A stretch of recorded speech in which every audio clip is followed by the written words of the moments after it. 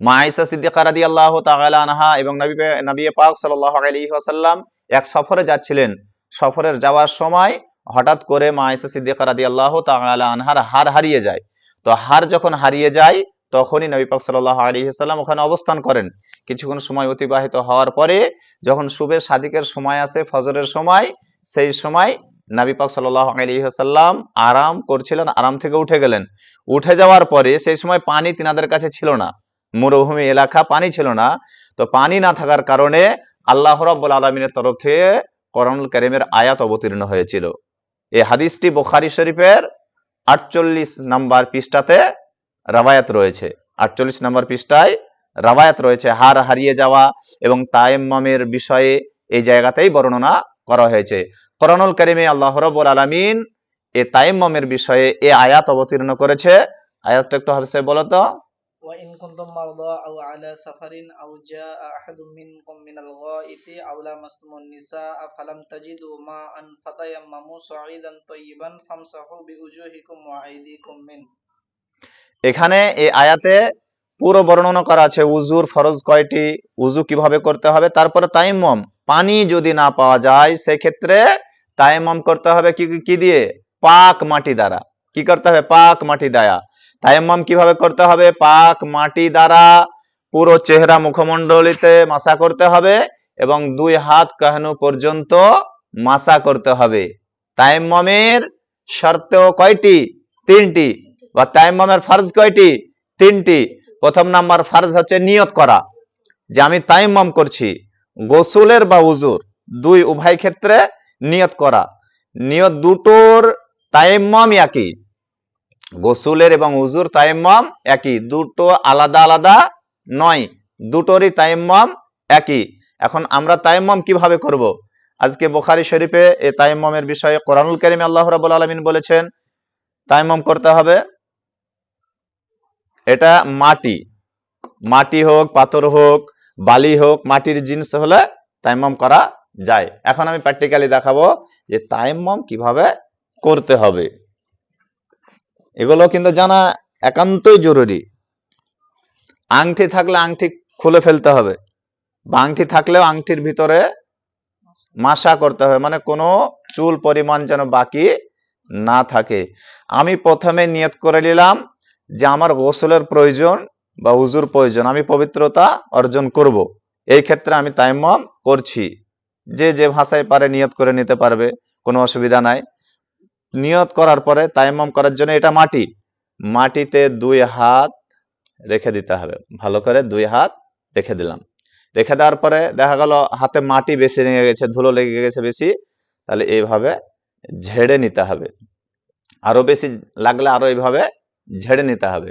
মাটি মুখে মাখা নয়, মাটি দিয়ে তায়াম্মুম করা। মাটি থাকলে কি করতে হবে? এভাবে ঝেড়ে নিতে হবে। প্রথমে আমি ঝেড়ে নিলাম। ঝেড়ে নেওয়ার পরে পুরো চেহারা, উযুর যে আযা, চেহারা ধৌত করতে হয় যতটা, এক কান থেকে লাউ, দ্বিতীয় কান, চুল বের হওয়া থেকে থড়ির নিচ পর্যন্ত পুরো এইভাবে মাসা করতে হবে, এক চুল পরিমাণ যেন বাকি না থাকে। তারপরে দাড়ি খিলান করে নিতে হবে। এটা সুন্নাত তরিকা, মুস্তাহাব তরিকা আছে। হয়ে গেল প্রথম নাম্বার, হয়ে গেল। আবার দ্বিতীয়বার আমি মাটি নিব। মাটি নেওয়ার পরে বেশি থাকলে আবার ঝেড়ে নিব। ঝেড়ে নিলাম। ঝেড়ে নেওয়ার পরে ডান হাতটাকে আগে মাসা করতে হবে। কিভাবে? আমি এইভাবে বাঁ হাতটা তল দিয়ে নিলাম, চলে আসলো পুরো এইভাবে, ঠিক আছে?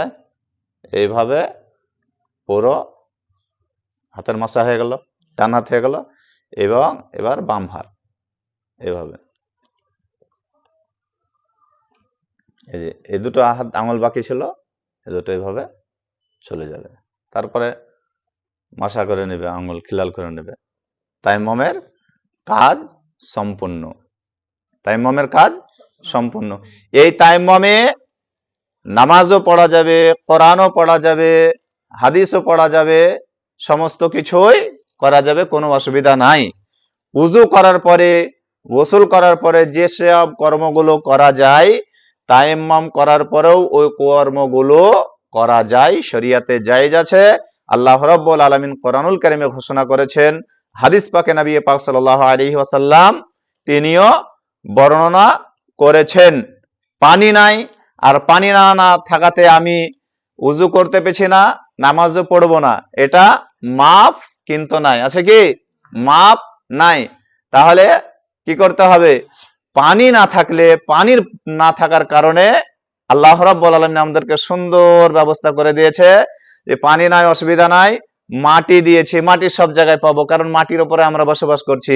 মাটি দিয়ে তোমরা তায়াম্মুম করে নাও। গোসলের পরিবর্তেও তায়াম্মুম করে নিতে পারবে, উযুর পরিবর্তেও তায়াম্মুম করে নিতে পারবে। অসুস্থ পড়ে রয়েছে আর অসুস্থর ক্ষেত্রে পানি ব্যবহার করতে পারছে না, তো ওই ব্যক্তিরাও কি করবে? ওই ব্যক্তিরাও সেই ক্ষেত্রে তায়াম্মুম করবে। মাটি দিয়ে তায়াম্মুম করে যদি আরকান আহকামের সহিত নামাজ আদায় না করতে পারে, ইশারাতান নামাজ আদায় করতে হবে। নামাজ কিন্তু মাপ নাই। নামাজ মাপ আছে? মাপ নাই। তো আজকে তোমরা উযুর পরিবর্তে, গোসলের পরিবর্তে পানি না থাকার সেই সময়ে আমরা কি করতে পারবো? মাটি দিয়ে তায়াম্মুম করতে পারবো। তায়াম্মুমের পুরো প্র্যাকটিক্যালি বুঝতে পারলে তোমরা? বুঝতে পারলে কিনা? যাক, আজকে আমাদের ভিডিও এখান থেকেই সম্পূর্ণ শেষ করছি। যারা ভিডিওটি দেখছেন তেনাদের কাছে অনুরোধ করব যে আপনারা সকলে আমার পেজটি ফলো করবেন এবং ইউটিউবে সাবস্ক্রাইব করবেন। বারেলি টিভি ইউটিউবে আছে, এটা সাবস্ক্রাইব করবেন, লাইক করবেন, শেয়ার করবেন, এবং আগামী দিনে আরো নতুন নতুন ভিডিও পাওয়ার জন্য আপনারা ভিডিওটাকে সাপোর্ট করবেন, আমাকে উৎসাহিত করবেন। আসসালামু আলাইকুম ওয়া রাহমাতুল্লাহি ওয়া বারাকাতুহু।